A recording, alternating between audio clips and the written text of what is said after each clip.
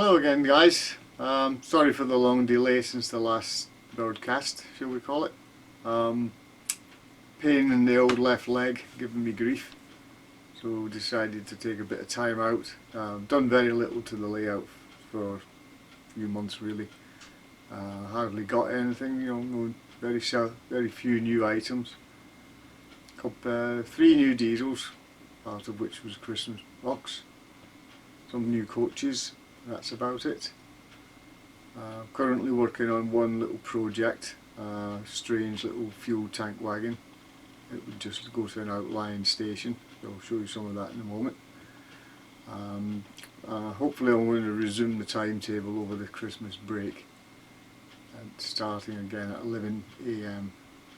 So everything that passed through Dent between 11 and 12 will be on the next section. Just following the working timetable that I found from the research I've done. Of course, the highlight of this year, before it ends, was getting the layout featured in BRM. It was in this year's May edition. I was very pleased with the outcome. It looked smashing, to be honest. Andy Yacht did a fabulous job on the photographs. I don't know how I can't get photographs to that quality. It's just I do the same as he did, and mine don't come out anywhere near as good. And you got to give the man credit. Excellent photographer, and a thoroughly nice guy as well. So without too much ado, we'll just go around the layout again just to refresh people's memory. It's been about 3 months or more since anything was posted on YouTube.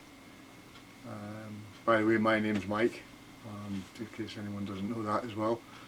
And the layout started in 2013, I think.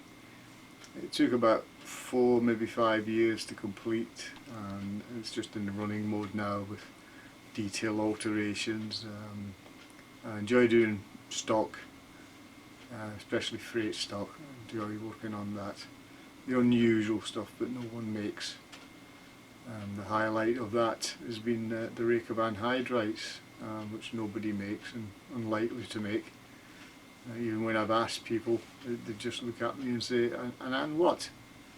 So, a bit of a classic wagon for the old S&C. So there's 20 of them on the layout now, and friends of mine keep digging me to do 20 for the empties coming back. Well, maybe one day, but it's not in the short term, that's for sure. So take a walk around the layout and we'll take it from there. Okay, so we'll start at the south end and heading north. This is the scenic break. Heads to the fiddle yard. They've named this area Widdale Fell, which is the actual name of the fell above Dent, which runs down to the track level. The rock face, etc., is not prototypical of this area at Dent, but something had to be done to give it a little bit of a reason for a tunnel. So I've called this Widdale Tunnel, Widdale Viaduct, Widdale Fell. Then we come round and past the refuge sidings, north and southbound.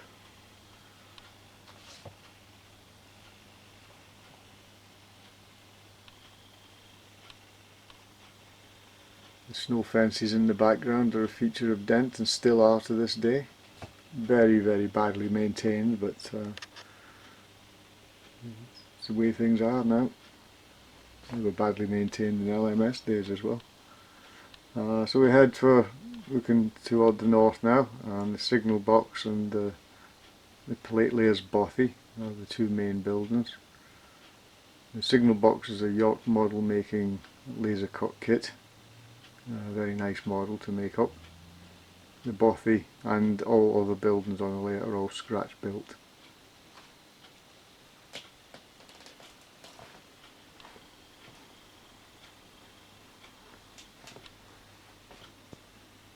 Coming toward the station. The signals are all working semaphores. small goods yard. Having a busy time of it at the moment. Probably unprototypical for a little village as small as Dent, but you have to give a little bit of interest, otherwise you'd go mad, I think. And when we come to the station building,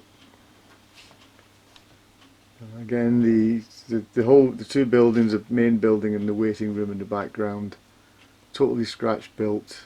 The windows, because of the sheer technical challenges to produce that, it's I would say fair enoughly impossible to do with plastic art.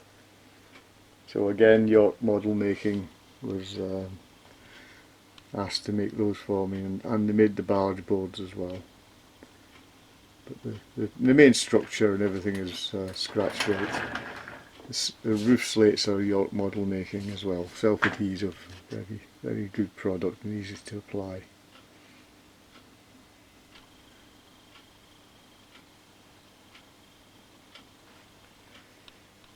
As we head over the station entrance, and this is what's known as Monkey Beck. I met the guy who now owns the station master's house, and they still get the water supply from the beck. There's no mains water this high up, 1150 feet above sea level, and he's still got to go out and free the beck up when it gets blocked with debris, just to get a water supply. I don't think it'd suit the wife.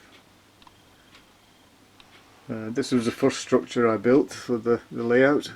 This is the Coal Road Bridge. If you head over this road from Dent, you come out at Garsdale Station, about 3.5 miles ahead north. Station master's house.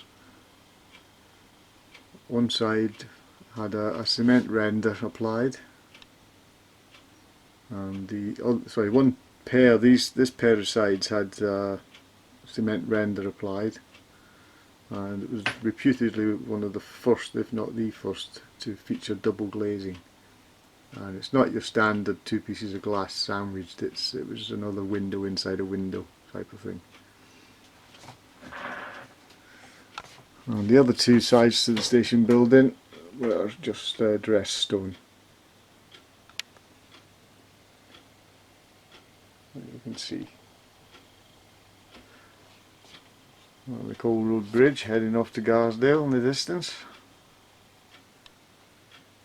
And then we have a spillway. There's a lot of water comes off Woodale Fell in the bad weather, and this trough carries it over the line and just down into the lower part and into a river somewhere, whatever the river's called, I couldn't tell you. And after this, it's a bit of a culvert put in just for a bit of. There is one, but I couldn't tell the name of that either. I've never found out. And then you come to Rise Hill Tunnel, which in real life is something like 1,269 yards long. Mine's about 2 foot. Beyond Rise Hill Tunnel, the scenic break comes out again. From here it's just fiddle yard. Those two tracks at the far side, they actually go completely behind the layout, they're unseen. So it's just for storage. So the fiddle yard comes round onto this side of the building, breaks up into 10 roads, 5 in either direction.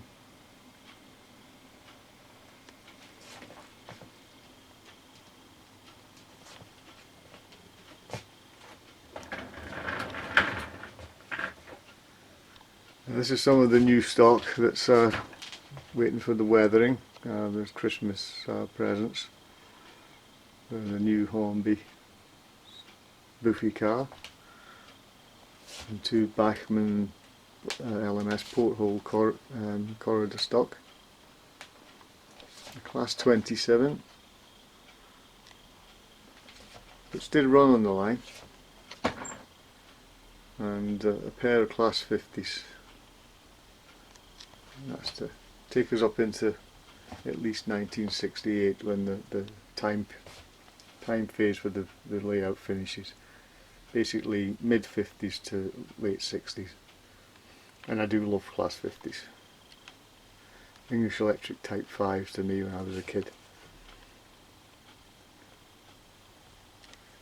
We have to break through a brick wall here into what's the garage, and we come out the other side.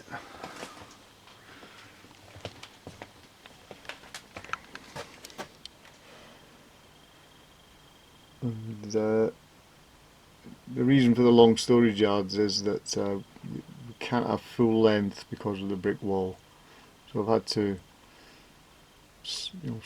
cut them back a bit to a smaller section. So anything like a 10 coach train only had 2 roads that they could fit in.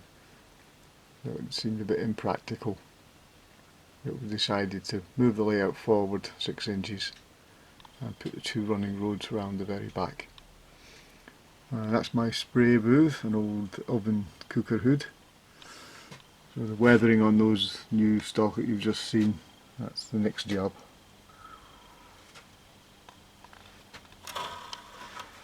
And we come round the fiddle yard to this end, and we're back to the fiddle yard, and there's those 2 roads emerging again at the back, and that's the anhydrite train awaiting its next run.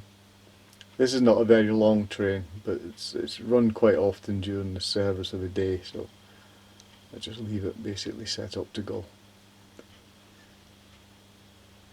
Okay, that's the layout described, so we'll make the first train of the day is going to be a special working, and it's that English Electric Type 4 that you may have just noted with the empty car train going back to Linwood in Scotland to refill with Hillman imps.